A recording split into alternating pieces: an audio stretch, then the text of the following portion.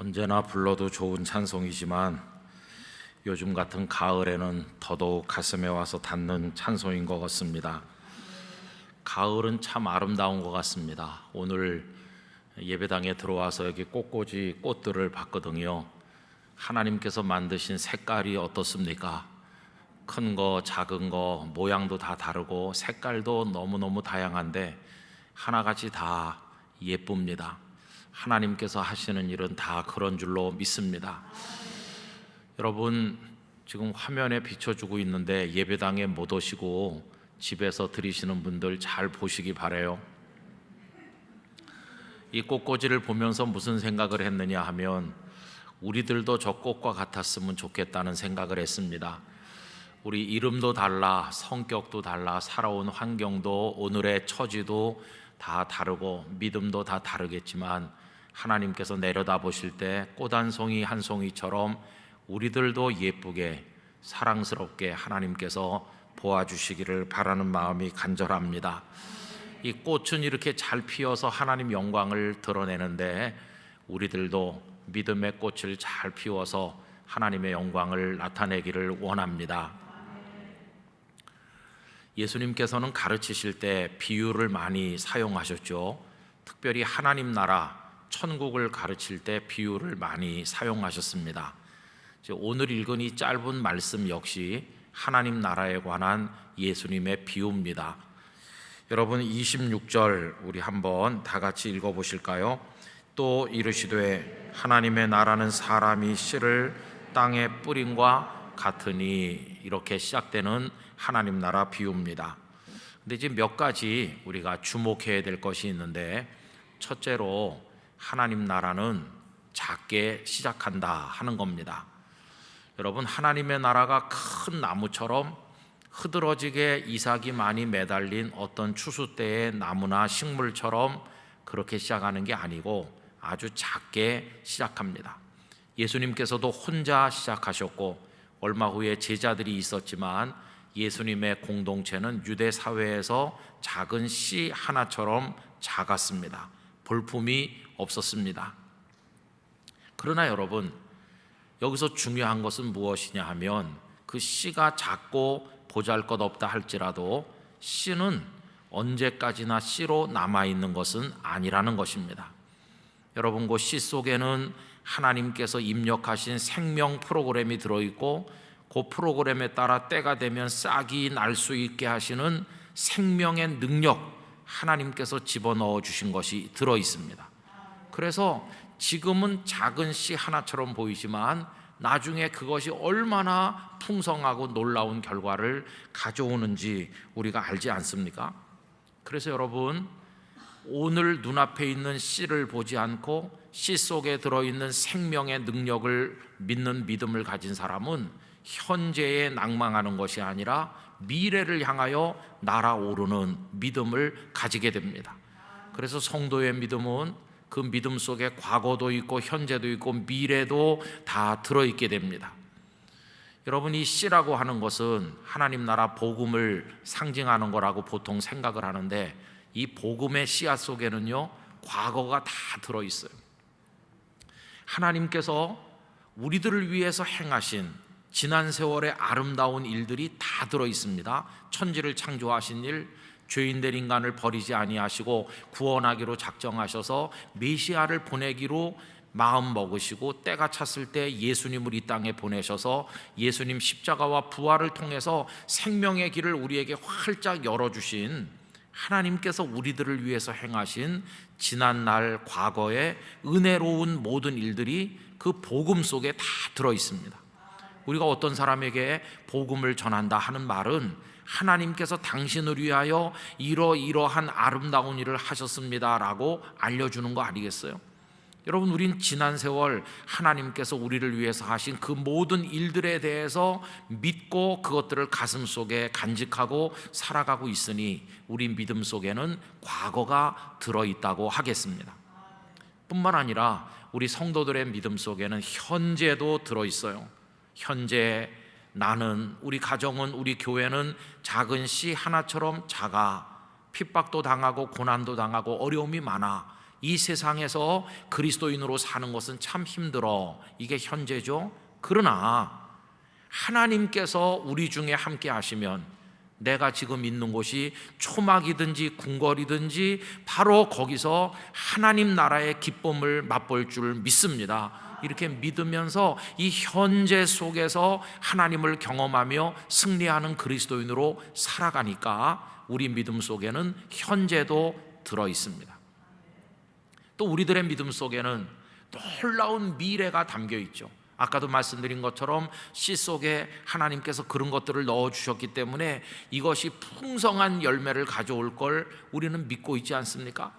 여러분, 이게 미래를 향해 날아오르는 우리들의 믿음이 아니겠습니까? 그래서 우리 속에는 하나님이 앞으로 이루어 가실 것을 기대하는 미래를 향한 믿음이 있습니다. 바울 사도도 이 사실을 믿고 고백하셨는데 빌립보서 1장 6절에 다음과 같이 고백하셨죠. 너희 안에서 착한 일을 시작하신 이가 그리스도 예수의 날까지 이루실 줄을 우리는 확신하노라. 여러분, 우리 속에 하나님께서 선한 일을 시작하셨으면 중도에 끝내시는 것이 아니라 반드시 그리스도 예수의 날 마지막 때까지 이루실 것을 우리도 확신해야 됩니다. 우리 개인의 심령 속에, 그리고 성도님들의 가정과 영락교회에 하나님께서 선한 일을 시작하셨기 때문에 반드시 추수 때 열매가 되는 기쁨을 하나님께서 이루실 줄로 믿습니다. 그래서 우리 성도의 믿음 속에는 과거도 현재도 미래도 다 들어있다 하는 것이죠. 이때 하나님은 미래의 하나님이고 우리에게 소망의 하나님이 되신다는 것입니다. 그래서 하나님 나라는 작게 시작하지만 미래를 향해 달려가는 그런 모습으로 우리 앞에 나타납니다.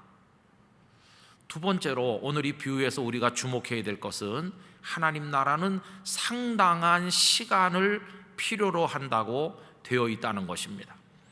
여러분, 오늘 말씀은 어떤 사람이 씨를 땅에 뿌려가지고 그것이 나중에 추수를 할 때가 오는 그 얘기 아닙니까? 그러니까 씨에서 추수 때를 맞이하기까지, 이걸 뭐라고 표현할 수 있냐면은 식물의 한 평생이라고 말할 수 있어요. 예수님께서는 어떤 식물의 어떤 잠깐, 순간, 그 짧은 시간을 말씀하신 것이 아니라 식물의 일생에 관해서 늘 말씀하셨습니다. 예를 들면 그 마태복음 13장에 가보면 천국에 관한 비유들이 많이 나오는데 그 중에 첫 번째로 나오는 것이 씨 뿌리는 비유입니다. 어떤 사람이 씨를 뿌렸는데 길가에, 돌밭에, 가시덤불에, 그리고 좋은 땅에 뿌려졌다. 잘 아시잖아요. 그런데 거기 씨를 뿌린다는 얘기가 있고 좋은 땅에 뿌려진 것은 30배, 60배, 100배로 결실한다고 그랬으니까 이것도 결실될 때까지, 추수 때까지, 씨 뿌림에서 추수 때까지를 말씀하잖아요. 또 가라지 비유도 마찬가지입니다. 좋은 씨를 뿌렸는데 원수가 밤에 몰래 와서 가라지를 그 위에 덧뿌리고 갔을 때 종들이 어떻게 할까요? 하니까 주인이 하는 말이 추수 때까지 그냥 두어라 하잖아요. 씨를 뿌려서 추수 때까지. 또 겨자씨 비유도 똑같습니다. 작은 겨자씨 하나가 새들이 깃들일 만큼 큰 나무가 된다고 하는 것도 거기 많은 시간이 필요하다는 걸 전제하고 있는 게 아니겠습니까? 예수님께서 하나님 나라를 가르치실 때마다 씨를 뿌려서 추수할 때까지라고 하는 이 식물의 일생, 상당히 긴 시간을 그 속에 전제하고 계시다는 것은 오늘 우리들의 신앙생활이 짧게 끝나는 것이 아니라 평생 이어진다는 것을 가르쳐주고 있는 것입니다. 여러분, 신앙생활은 그저 2박 3일, 3박 4일 수련회 갔다 오는 것으로 끝나는 이벤트가 아니죠. 또 몇 달 동안 어떤 제자 훈련 과정에 들어가서 특별 훈련 받으면 끝나는 게 아닙니다. 신앙 생활한다는 거, 하나님을 믿는다는 건 평생 동안 이어지고 이어져서 하나님 앞에 우리가 가는 그날까지 끝까지 이어지는 게 그게 신앙생활입니다. 그래서 여러분, 우리는 단거리 경주를 하는 게 아니라 가장 긴 경주를 지금 하고 있는 것입니다. 그래서 우리들은 발 밑에서 일어나고 있는 오늘의 일에만 집착해서는 절대로 안 되고 눈을 들어서 멀리 바라봐야 됩니다. 여러분 1회 초를 시작하는 야구 선수는 9회 말까지를 바라봐야 되는 것이죠. 지금 지고 있더라도 마지막에 이기는 사람이 진정한 승자라는 걸 알기 때문에 지금 진다고 낭망하는 게 아니라 현재 내 발밑에 수렁이 있다고 주저앉는 게 아니라 멀리 내다보는 믿음을 가지고 끝까지 가는 것입니다. 하나님의 나라는 시간이 많이 필요하기 때문인 것입니다. 최후의 승리를 바라보면서 끝까지 가는 태도가 우리들에게 필요합니다. 세 번째로 이 비유가 우리에게 알려주는 것 중에 하나는 하나님의 나라는 하나님께서 이루신다는 사실입니다. 여러분 오늘 비유의 핵심은 27절 끝부분에 있는데 27절을 다 같이 읽어보실까요? 또 밤낮 자고 깨고 하는 중에 씨가 나서 자라되 어떻게 그리 되는지를 알지 못하느니라, 이렇게 되어 있죠. 여러분 거기 끄트머리에 뭐가 있습니까? 어떻게 그리 되는지 농부가 압니까? 모릅니까? 모른다는 거예요. 밤낮 자고 깨고 하는 중에 씨가 이렇게 나서 자라는데 이게 어떻게 싹이 나서 어떻게 자라는 거지? 이걸 농부가 알지 못한다는 것입니다. 그래서 꼭 땅이 스스로 자라게 하는 것처럼 보여요. 28절에 뭐라고 되어 있습니까? 땅이 스스로 열매를 맺되 처음에는 싹이요 다음에는 이삭이요 그 다음에는 이삭에 충실한 곡식이라. 여러분 잘 한번 생각해 보세요. 어떻게 싹이 나서 자라는지 농부가 잘 모르니까 무슨 생각을 합니까? 땅이 스스로 열매를 맺는 것처럼 생각하기 쉬워요. 그러나 여러분 정확히 말하면 땅이 스스로 열매를 맺는 게 아니죠. 정확히 말하면 이렇게 말해야 됩니다. 하나님께서 땅 속에 생명 역사가 이루어질 수 있는 영양분과 에너지를 다 주셔서 그래서 땅이 열매를 맺도록 하신다는 것이에요. 땅이 열매를 맺는 게 아니라 하나님께서 열매 맺도록 땅에다가 은혜와 복을 주시는 것이. 그러니까 씨가 나중에 추수할 때 큰 곡식이 돼서 추수 때를 맞이하게 되는 것은 농부가 한 것도 아니고 땅이 한 것도 아니고 하나님께서 되게 하여 주셨다는 것이. 여러분 이걸 절대로 잊으면 안 됩니다. 균터 보른캄이라고 하는 독일의 신약학자는 이 비유를 설명하면서 이 비유의 핵심이 뭐냐? 사람이 하는 게 아니라 하나님이 하신다는 걸 알려주는 게 핵심이라고 이야기하였어요. 내 인생, 내 믿음, 우리 가족, 영락교회 우리들의 힘으로 되는 게 아니라 하나님이 싹트게 하시고 하나님이 자라게 하시고 결실하게 하실 줄로 믿습니다. 그걸 우리가 깨달아야 되는 거죠. 여러분 이때 유대인들은 로마 식민지였어요. 그래서 식민지에서 벗어나 보려고 나름대로 이스라엘 나라를 회복해 보려고 노력하는데 어떤 사람은 무장항쟁을 했습니다. 열심당원들은 칼을 품고 다녔는데 예수님의 제자 중에도 열심당원이 있었고 칼을 품고 다니다가 나중에 겟세마네 동산에서 베드로가 그 칼로 제사장 그 종 말고의 귀를 자르지도 않았습니까?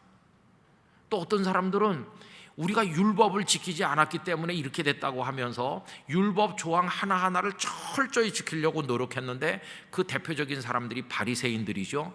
그런데 어떻게 됐습니까? 하나님을 향한 진정한 사랑 없이 율법 조항에만 매달리는 죽은 율법주의가 된 게 그게 문제였어요. 무장항쟁한다고 그리고 율법 그 조항에 매달려 산다고 하나님의 나라가 이루어집니까? 절대로 그렇지 않습니다.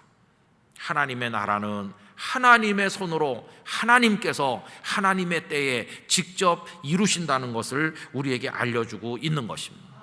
그래서 여러분 이 비유는요, 그러니 너희는 아무것도 하지 말라는 걸 강조하는 게 아니라 너희 힘으로 뭔가 해보려고 애쓰다가 지금 낭망하여 쓰러져 있는데 낭망하지 말아라. 하나님이 하시니 낭망하지 말아라. 이렇게 격려하시는데 이 비유에 초점이 있다 하는 것입니다. 그래서 여러분 하나님의 나라는 하나님께서 직접 이루시는 것입니다.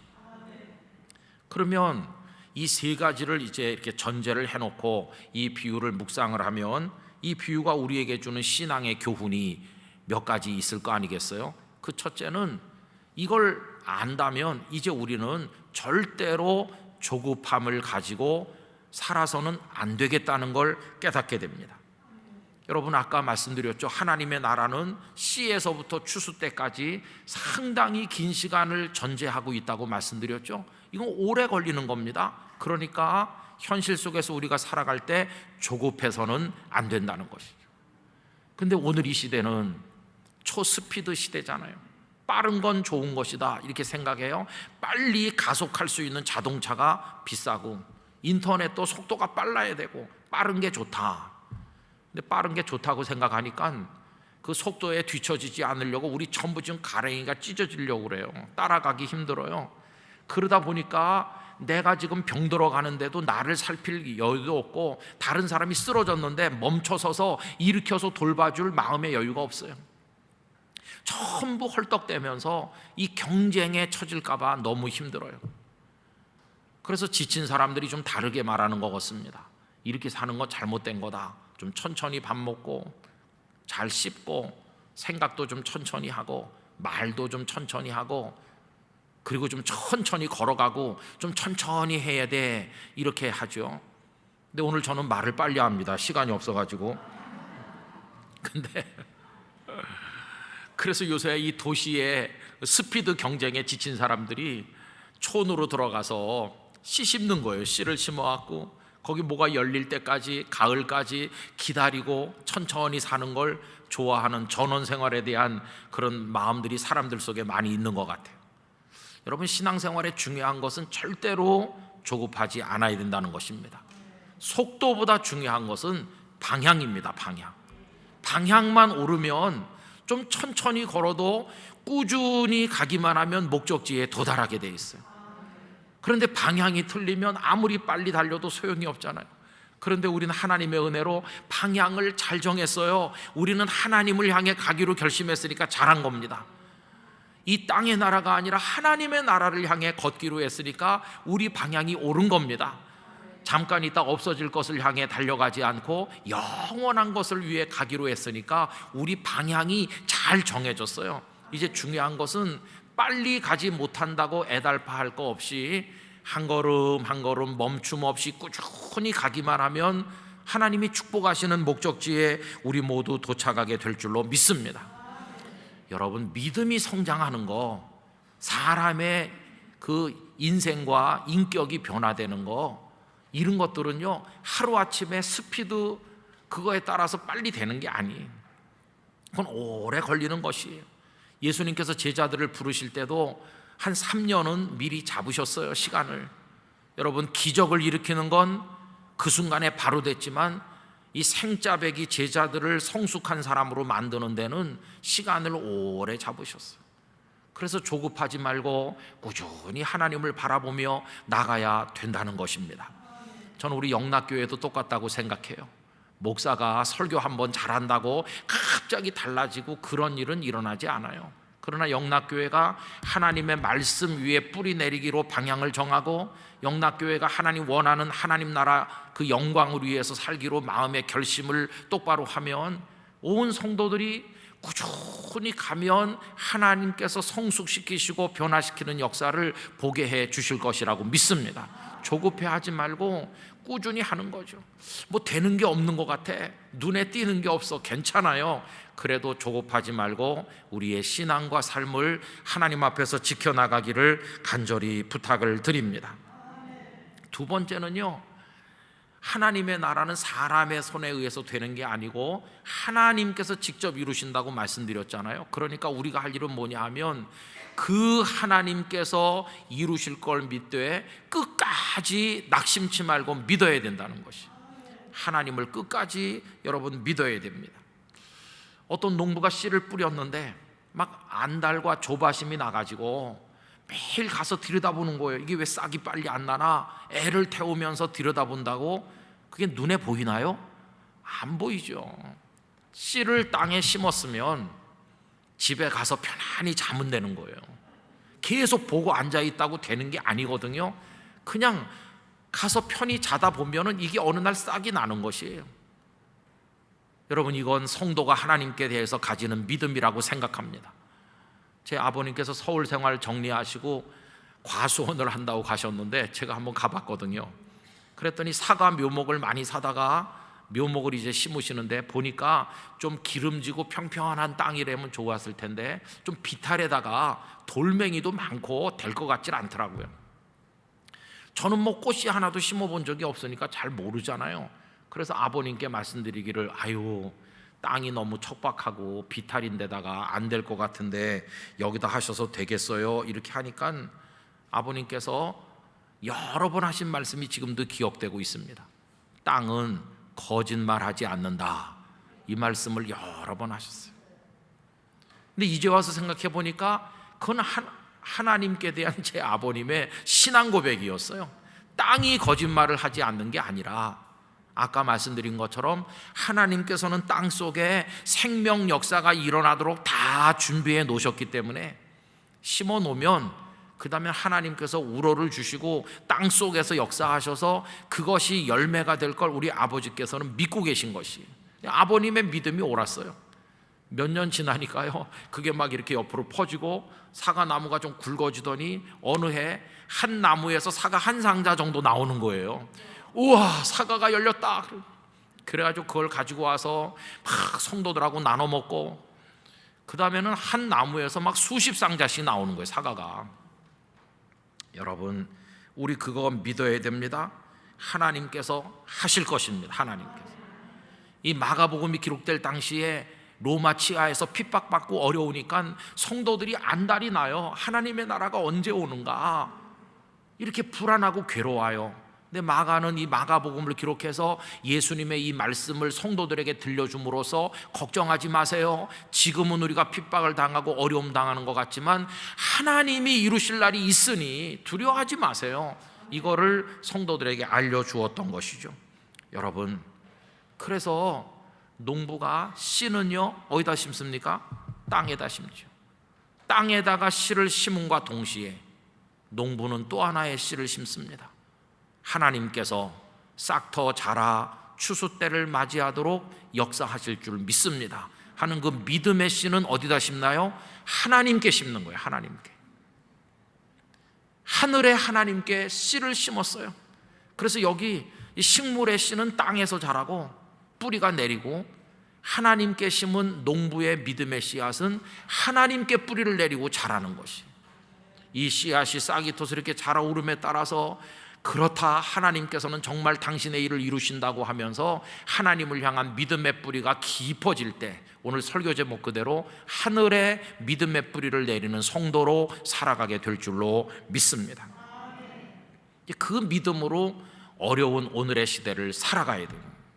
세 번째로, 이제 하나님께서 하실 것을 믿는다면요, 우리는 뭘 해야 될까요? 우리는 하나님께서 오늘 우리에게 주신 생활 터전 사명의 현장에서 지금까지 하던 일을 계속 반복적으로 묵묵히 꾸준히 계속해 나가면 된다는 것이에요. 제가 좋아하는 말씀이 27절 앞부분에 나오는데, 27절 앞부분에 그가 밤낮 자고 깨고 하는 중에 이렇게 나오잖아요. 이 농부가 아무것도 안 하는 것처럼 보이죠, 그죠? 기껏 하는 게 하루에 한 번씩 그냥 밭에 가서 보는 거죠. 그리고 또 와서 자고 또 깨서 나가고 그러는 것 같아요. 그래도 이 사람이 아무것도 안 하는 건 아니죠. 늘 왔다 갔다 하고 또 가서 종종 물도 주고 가끔씩 거름도 주고 뭐 또 들어와서 자고 그 다음날 또 가서 하고, 이렇게 꾸준히 하면 누가 물어봅니다. 이보시오, 당신이 계속 가서 뭐 그런다고 그게 뭐 되는 것이요? 눈에 보이지도 않던데. 그래도 농부는 뭐라고 말합니까? 아이고, 그렇죠. 이거 싹 나서 자라게 하는 건 하나님이 하시는 거고 저는 그저 제 할 일을 하는 것뿐이죠. 이러면서 하루가 가고 이틀이 가고 자고 깨고 계속하니까 어느 날 쑥 자라 있는 것이, 이삭이 패었네. 어느 날 추수 때를 맞이하는 것이. 여러분, 우리들의 인생 신앙생활도 그렇게 되는 줄로 믿습니다. 그래서 자고 깨고 하는 것만 계속 하시면 돼요. 자고 깨고 하는 것만. 뭐 특별한 일을, 굉장한 일을 하루아침에 판도를 바꾸는 무슨 획기적인 일을 하는 게 아니라 그냥 늘 하던 일을 꾸준히 계속하면 된다는 것이. 여기서 우리는 하나님을 배우기를 원합니다. 어떤 신학자가 이렇게 하나님을 설명했습니다. 하나님은 그 무엇으로도 가둘 수 없는 엄청난 능력, 엄청난 에너지, 엄청난 동력을 그 안에 가지고 계심과 동시에 그 자리를 끝까지 태산처럼 지키시는 무게도 가지고 계시다, 이렇게 설명했어요. 여러분, 하나님 안에는요 엄청난 능력이 있습니다. 움직이시는 힘이 있습니다. 에너지가, 동력이 있는 거죠. 그걸 생각해 보면 하나님은 한순간도 가만히 계시면 안 될 것 같고 계속 다니시면서 계속 뭔가를 하실 것 같잖아요. 그런 능력이 있으시니까요. 그런데 하나님은 그런 능력이 있으심에도 불구하고 하나님의 자리에 영원히 앉아 계십니다. 언제 바라봐도 그 자리에 계시고 보좌에 계시고 하나님 아버지의 자리에 계시는 거지, 매일 옮겨 다니시면서 하나님이 사라지셨네, 그런 일은 없습니다. 하나님은 그 자리를 고수하여 끝까지 지키시는 모습을 우리에게 보여주고 있다는 것입니다. 그런데 이런 하나님의 모습이 예수님에게서도 그대로 나타난다는 것입니다. 전에도 말씀드린 것처럼 예수님은 시험 받으실 때 돌로 떡을 만드실 능력이 있었습니까? 없었습니까? 전능하신 분이시잖아요. 그런데 만드셨나요? 아니죠. 그런데 안 만드셨어요. 능력이 있지만, 할 수 있지만 가만히 계실 수 있는 자유도 가지고 계셨어요. 성전 꼭대기에서 뛰어내릴 수 있는 능력이 있으셨지만 예수님은 성전 꼭대기에서 뛰어내리지 않고 가만히 계시는 자유도 가지고 계셨어요. 예수님 어떻게 우리의 구주가 되셨습니까? 십자가 위에서 뛰어내려올 수 있는 능력이 있으심에도 불구하고 십자가 위에 그 고통의 자리를 끝까지 지키시는 모습도 가지고 계셨기 때문에 저와 여러분들의 구세주가 되신 것이었습니다. 그런데 문제는 뭐냐 하면 우리 사람은 그렇지 못하다는 것이에요. 우리는요 조금 능력이 있으면 그것 좀 과시해 보려고 안달이 나요. 그래가지고 성전 꼭대기에 자기가 자발적으로 올라가서 여러분 제가 뛰려고 하니까 좀 봐주시겠어요, 이래요. 그래가지고 짠 그러면서 뜁니다. 그럼 사람들이 깜짝 놀라서 와 능력이 대단하시다 그러면서 박수 쳐주잖아요. 그럼 그 사람 자기 능력을 과시하고 뛰어내려가지고 스타가 되는 거예요, 스타가. 그런데 문제가 있어요. 이렇게 자기를 과시하면서 뛰어내리기 좋아하는 사람, 좀 참을성 있게 가만히 있을 줄 모르는 사람은 뭐가 문제냐 하면은 뛰어내리지 않아야 될 곳에서도 자꾸 뛰어내린다는 것이에요. 여러분, 뛰어내리지 않아야 될 곳은 어디입니까? 하나님께서 너 거기 가만히 있으라고 정해주신 자리가 있잖아요. 그 자리가 어디입니까? 우리의 십자가입니다. 십자가. 그 십자가의 자리, 고통스럽고 힘들지만 거기서는 뛰면 안 된다, 거기서는 끝까지 그 자리를 지켜야 된다고 하시는데 뛰어내리는 데 익숙하다 보니까 십자가 위에서 과묵하게 그 자리를 지키는 걸 못해가지고 금세 뛰어내려와요. 여러분, 성전 꼭대기에서 뛰어내리면 스타는 될 수 있을지 모르지만 십자가에서 뛰어내려오니까 사명자로 승리하지 못하는 거예요. 우리 한국교회의 문제가 뭡니까? 성전 꼭대기에서 뛰어내리는데 너무 박수를 보내다 보니까 십자가를 끝까지 지키는, 남에게 위로자가 되고 성인다운 성도가 되는 사람을 찾아보기가 어렵다는 게 그게 문제입니다. 스타는 많은 것 같은데 주님의 마음을 흡족하게 하는 진정한 주님의 사람은 아주 드문 그런 현실을 우리가 보고 있는 것이. 여러분, 저는 영락교회 성도들이 하나님께서 추수 때가 오도록 하실 걸 정말 믿는다면 오늘 괴롭고 힘들더라도 하나님께서 너 거기 있으라 하신 성도님들의 십자가 위 그 자리를 끝까지 지켜내시기를 부탁드립니다. 어머니의 십자가, 아버지의 십자가, 성도로서의 십자가, 그 자리를 지켜야 됩니다. 하나님, 제가 능력이 없는 것도 아니고 제가 꼭 이 십자가 위에 있어야 되나요? 저 다른 데로 옮기고 싶은데요. 그러면서 자꾸 옮기면 안 됩니다. 그걸 좀 죄송스러운 단어로 표현하면 촐싹거리면서 옮기는 건데 그러면 안 되고 그 자리에 큰 바위처럼 하나님께서 정해주신 자리니 이 자리를 지키겠습니다. 주님이 십자가 위에서 끝까지 머무신 것처럼 우리도 우리의 십자가의 자리를 지키는 믿음의 인내를 가져야만 한다는 것입니다. 여러분, 저는 식물이나 나무의 매력이 어디 있다고 생각하느냐 하면은 옮기지 않는 데 있다고 생각합니다. 식물이나 나무가 한 군데 자리 잡으면 그냥 거기서 그 생명이 닿을 때까지 계속 거기 있지, 식물이나 이 나무는 계속 이사를 다니는 게 아니에요. 얼마나 답답해 보여요? 그 자리에 가만히 있으니까 진짜 융통성도 없고 능력도 없고 답답해 보이잖아요. 그러나 그에 비해서 새들이나 나비나 벌들은 막 따라다니니까 얼마나 좋아 보여요? 그러면 꽃하고 날아다니는 벌하고 그 나비하고 누가 진정 강자입니까? 날아다니는 나비가 강자인 것 같지만 누가 누굴 찾아옵니까? 결국은 나비가 꽃을 찾아오는 거지, 꽃이 나비를 찾아 돌아다니는 일은 없어요. 마지막 승리는 꽃이 하는 것이지 나비는 꽃 앞에 와서 무릎을 꿇는 것이. 여러분, 영적인 진리도 그 속에 들어 있습니다. 잘 움직이고 옮겨다니는 제주꾼이 승리하는 게 아니라 여기가 하나님께서 나에게 주신 믿음의 자리, 삶의 자리, 사명의 자리인 줄 믿습니다. 그러면서 답답하고 어려워도 그 자리를 끝까지 지키며 하나님의 때를 기다리는 성실한 믿음의 사람이 진정한 강자가 되는 것이고 승리를 거두게 된다는 것이에요. 그걸 우리가 깨달아야 되는 것이죠. 여러분, 저는 지난번 교회에서 28년쯤 있었고 지금 또 영락교회에 와서 있는데 제가 하는 일이 뭐가 있을까요? 그냥 어제 했던 일 오늘 또 하고 오늘 한 일 내일 또 하는 거죠. 계속 성경 말씀 묵상해서 설교 원고를 만들어서 여러분들께 말씀드리고 말씀대로 365 계속 찍고 그거 한다고 갑자기 무슨 영락교회가 달라지겠습니까? 그냥 늘 똑같은 것 같이 보이죠. 그래서 어떤 때는 아이고 되는 게 없나, 하는 게 없나 이렇게 낙심될 때도 있죠. 그러나 믿음이 있어요. 어떤 믿음? 그냥 자고 깨고 하는 중에 늘 하던 그 일을 계속해서 하면 싹이 안 나는 것 같고 자라지 않는 것 같고 이삭이 패지 않는 것처럼 보여도 하나님이 하시기 때문에 언젠가는 될 줄로 믿습니다.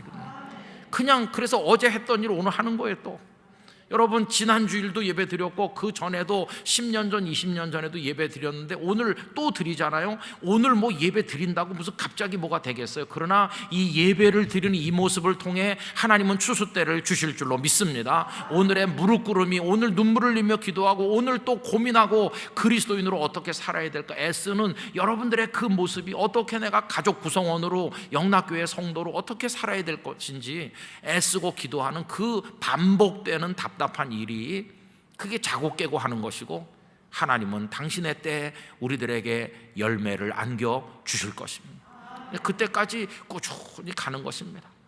세상은 막 요동합니다. 이 사람은 여기서 저리로 가고 저 사람은 이리로 오고 잔재주를 피우고 성전 꼭대기에서 뛰고 스타가 되고 세상은 어둡고 요란합니다. 그러나 우리는 동요하지 말고 이 믿음의 자리 지켜서 끝까지 조급해하지 말고 걸어가야 될 길을 갈 뿐인 것입니다. 그럴 때 우리에게 위로가 되는 분은 주님밖에 없어요. 주님만 바라보는 겁니다. 그때 우리 곁에 집사님, 권사님, 나도 여기 있어요 그러면서 우리 끝까지 우리 자리 지키고 믿음의 자리 지키고 같이 주님 바라봅시다. 그런 동지가 있다면 얼마나 힘이 되겠어요. 여러분, 그러면서 오늘 이 시대를 이겨나가는 성도가 되기를 간절히 원하는 것입니다. 결론은 이미 나 있어요. 씨를 심었고 하나님 그 속에 생명 에너지를 넣으셨고 땅에서 역사하시기 때문에 반드시 추수할 날이 올 거라고 하는 결론은 이미 나 있는 것이에요. 그 결론 때까지 버티지 못하고 나가 쓰러지는 우리가 문제인 것이지 하나님은 그 모든 과정을 이루어 가시는 것입니다. 씨에서 추수 때까지는 사람이 태어나서 하나님 앞에 갈 때까지라고 확장할 수 있고, 더 확장하면 태초로부터 새하늘과 새 땅이 이루어지는 세상의 마지막 순간까지로 펼칠 수가 있는데 그 모든 과정을 이끌고 계시는 분은 하나님 아버지이십니다. 틀림없이 이루실 것입니다. 그때까지 우리 자리를 지켜서 영락교회를 지키고 우리 가정을 지키고 믿음을 지켜서 하나님 앞에 의연히 설 수 있는 성도들이 되시기를 간절히 기원합니다. 기도하겠습니다. 거룩하신 아버지 하나님, 오늘의 비유를 통해 알려주시는 바를 묵상하였으니 이 말씀 이대로 우리의 자리를 지켜 하나님이 이루실 걸 믿으면서 조급해하지 말고 꾸준히 자고 깨고 하는 중에 저희가 할 일을 감당하며 마지막 승리의 영광을 얻게 하여 주시옵소서. 예수님의 이름으로 기도드리옵나이다. 아멘.